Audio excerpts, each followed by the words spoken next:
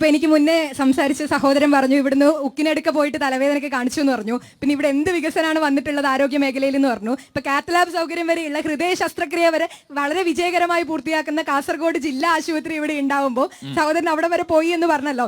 അപ്പൊ എനിക്ക് പറയാനുള്ളത് ഈ കാസർഗോഡിന്റെ ജില്ലയിൽ നിന്ന് ഏത് ഭാഗത്തുനിന്നും വളരെ എളുപ്പം എത്താവുന്ന ഒരു സ്ഥലമാണ് പെരിയ എന്ന് പറയുന്നത്. ആ പെരിയയിലാണ് ഈ ഹോസ്പിറ്റൽ ഉക്കിനെടുക്കയിലുള്ള ഹോസ്പിറ്റൽ വരേണ്ടിയിരുന്നത്.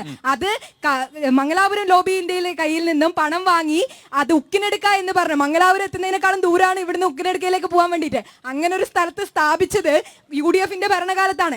എന്നിട്ടും ഇപ്പോൾ ഈ പിണറായി സർക്കാരിന്റെ ഈ ഭരണകാലത്ത് ആ ഹോസ്പിറ്റൽ അത്രയും നല്ല രീതിയിൽ പ്രവർത്തിക്കുന്നത് കൊണ്ടായിരിക്കുമല്ലോ സഹോദരൻ തലവേദന കാണിക്കാൻ വേണ്ടി ഇവിടുന്ന് കാസർഗോഡ് ഉക്കിനെടുക്ക വരെ പോയി എന്ന് പറഞ്ഞു. അതിൽ വളരെയധികം സന്തോഷമുണ്ട്.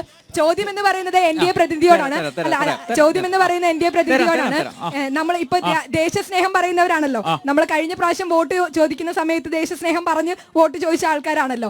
ഈ 20 വർഷക്കാലം അല്ലെങ്കിൽ നമ്മുടെ ഒരു ആയുസിന്റെ നമ്മുടെ യൗവനവും ജീവനും എല്ലാം പണയം വെക്കുന്ന ഈ വിമുക്ത ഭടന്മാർക്ക് അല്ലെങ്കിൽ അവരുടെ സൈനികർക്ക് അവര് വിരമിക്കുന്ന സമയത്ത് എന്ത് കാര്യങ്ങളാണ് നിങ്ങൾ ഇത്രയും വർഷം ഈ 10 വർഷത്തിന്റെ ഇടയിൽ ഈ വിമുക്ത ഭടന്മാർക്ക് വേണ്ടിയിട്ട് നിങ്ങൾ ചെയ്തിട്ടുള്ളതെന്ന് അറിയാൻ വേണ്ടിയിട്ട് താല്പര്യമുണ്ട്. ഒരു മിനിറ്റ് ഒരു പരാമർശം ഉണ്ടായി. ആ പരാമർശത്തിന് ഉത്തരം പറയണം. 40 കിലോമീറ്റർ അപ്പുറത്ത് ഉക്കിനടുക്കയിൽ എന്തിനാണ് മെഡിക്കൽ കോളേജ് സ്ഥാപിച്ചത്? ചോദ്യല്ലേ? ആ 40 കിലോമീറ്റർ എന്ന് പറയുന്നത് കേൾക്ക്. തൃശ്ശൂർ എവിടെയാ മെഡിക്കൽ കോളേജ്?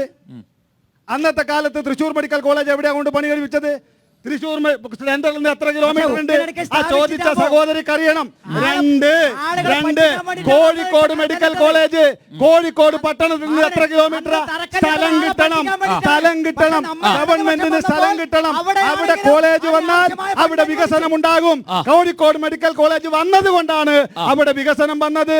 അതുപോലെ തന്നെ തൃശ്ശൂർ മെഡിക്കൽ കോളേജ് വന്നത് കൊണ്ടാണ് വള്ളത്തോൾ നഗർ വികസിച്ചത്.